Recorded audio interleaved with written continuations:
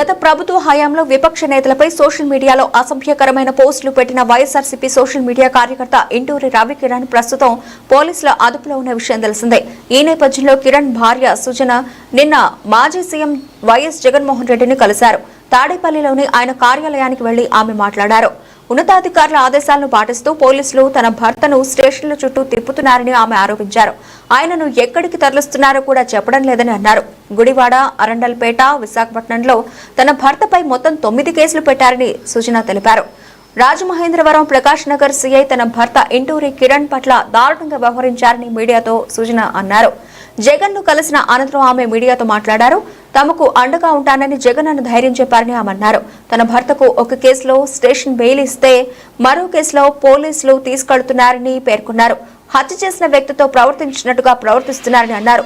Station bail వచ్చి బయటకు వచ్చిన వెంటనే ఇంకో స్టేషన్ పోలీసులు సిద్ధంగా ఉంటున్నామన్నారు.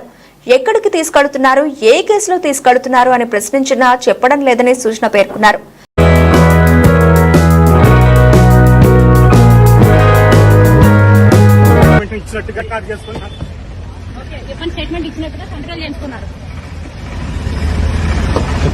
ఇబ్బంది స్టేట్మెంట్ ఇచ్చినట్టుగా సంతకాలు చేయించుకున్నారని చెప్పి ఇంటూరి చెప్తున్నారు. లోపల కార్లో ఉన్నారు. ఇంకా లాగేశాడు.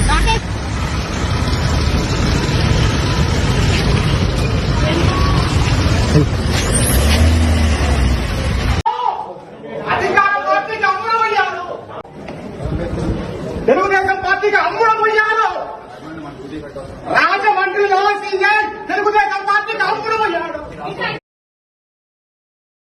మరెన్నో వీడియోల కోసం మా ఛానల్ ని సబ్స్క్రైబ్ చేసుకుని పక్కనే ఉన్న బెల్ ఐకాన్ ని క్లిక్ చేసి యాక్టివేట్ చేసుకోండి.